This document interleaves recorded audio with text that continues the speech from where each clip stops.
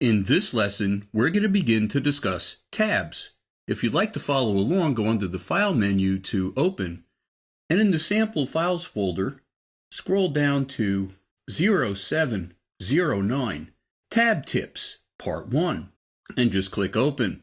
Before we start, why don't we go to our Zoom tool. You could just hit your Z key to get there very quickly, and I'm going to click and drag with my Zoom tool across the width of my page, so that it fills the window. Now, I'm going to go under my Type menu to Tabs to open the Tabs panel.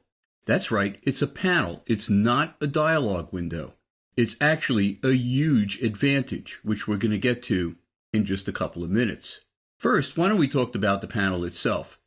There's a ruler going across the bottom. There are 4 different kinds of tab formatting buttons. There's an X field to help you position the tabs precisely. There's something called a leader field and also an align on field, which we'll talk about later. And there's also an options menu, which we will also talk about later. And then there's this interesting little magnet. If I click on that, absolutely nothing happens. And the reason is, the way my page is currently set up in the window, there's no way for it to do anything. So let me first go to my Type tool and just click on a frame. And you can see my Tabs panel ruler has actually changed. And let me click on the magnet again. And you can see now it is actually lining up with the top of the frame that I'm working with. Without an insert point, it didn't know what to do. Let me show you something else about the panel. I'm going to scroll down just a little bit and click on my magnet again. Nothing happens. The reason is there needs to be room above the top of the page and the top of the window for the Tabs panel to actually fit in there. Let me click on the magnet again and you'll see that it goes right into position. Tabs are actually paragraph formatting. So being that I have my rows in the chart that I'm setting up set up as paragraphs, I have to actually select each and every one of those paragraphs to format them together. So I'm just going to click and drag to select my 4 paragraphs. Let's talk about the 4 different kinds of tabs. The first one is a left justify tab. That means that it's going to move the text over to the tab and align the text in that column from its left out, so it's justified to the left. Let me click at an inch and see what happens. And you can see that the left side of that column aligns to the left justify tab. But it's not exactly at an inch. You can see in the X field, it's at 0.9861, almost an inch. Let me just select what is in that field, and you can see how my tab is highlighted. That means that it too is selected. If I just type a 1 in there, because I'm working with inches, if I then hit return or enter, that tab is precisely at 1 inch. Let me click again. I'll go to about 2.5 inches. And you can see that text is aligning beautifully with the tab. Let me click again. And again.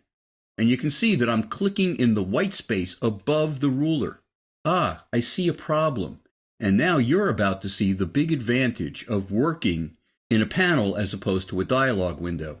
If I was in a dialog window, I wouldn't be able to make any changes to the text itself without canceling out of the dialog window and then fixing whatever it is I need to fix and then starting all over again with my tabs.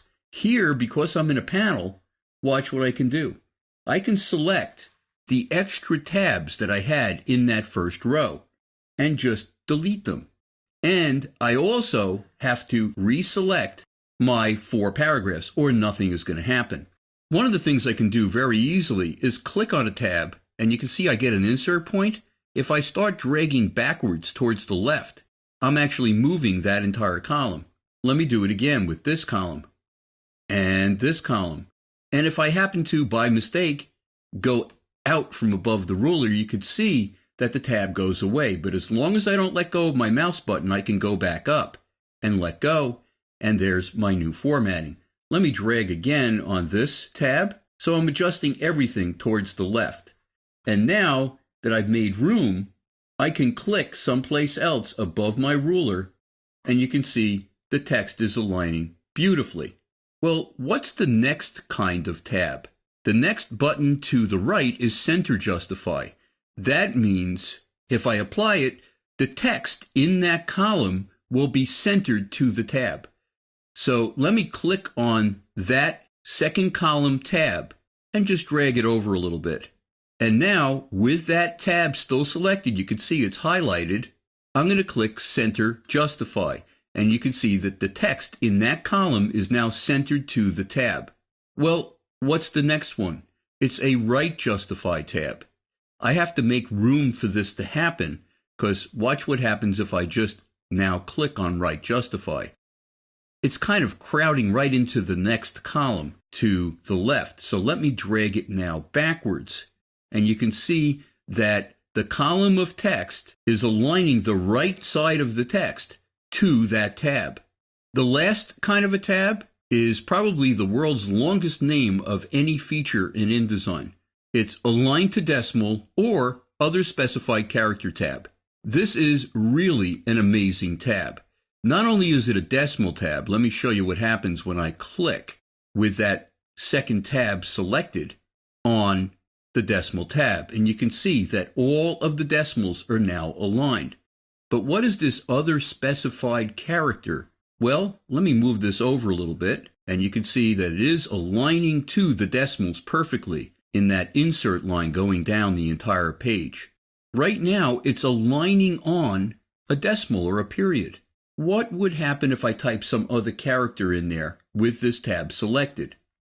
I'm going to type a 0, and let's just see what happens when I hit Return or Enter. All of the first zeros from the left in each one of those rows is now aligned perfectly going down my page. So you can literally align on any character, a very powerful feature. Let's talk for just a second about the Options menu. There is an Options menu. After all, it is a panel. I'm going to click on that down-turned arrow, and you can see it says Clear All. Well, that could be rather useful if I decide I want to start all over again. It's going to clear out all of those tabs. Now, this next one, Delete tab, is only going to delete the selected tab. Well, I don't really ever have to go under the Options menu to do that, because all I have to do is click on a tab and drag it out from above the ruler in either direction, and it's going to go away. I'm going to put that back in. I didn't let go of my mouse, and there we go. So it's still aligning all of the zeros perfectly. But what else is there?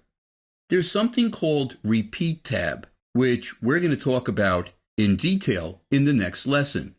Basically, it allows you to set up one tab and then repeat it over and over again. Then there's something called Reset indents. Your paragraph indents are actually right here along the left side of the tabs panel. The bottom one, if I click on it, you can see it's moving also the top indent, which is the first line indent.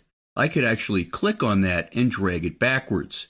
So now this is a way that you could set up a bullet style if you wanted, but it's easier to do it in the paragraph panel. But watch what happens with these offsets if I go under my Options menu to reset indents. And they go right back to where they started. Now, of course, the first thing that you would do after setting up complex tabs formatting is save a paragraph style, so you can use that formatting again and again. If I had all of my rows in one paragraph by using a forced line break between each one of these rows, I would only have to click in any one of the rows, and it would apply the tab formatting to all of them. We're going to continue to discuss tabs in the next lesson.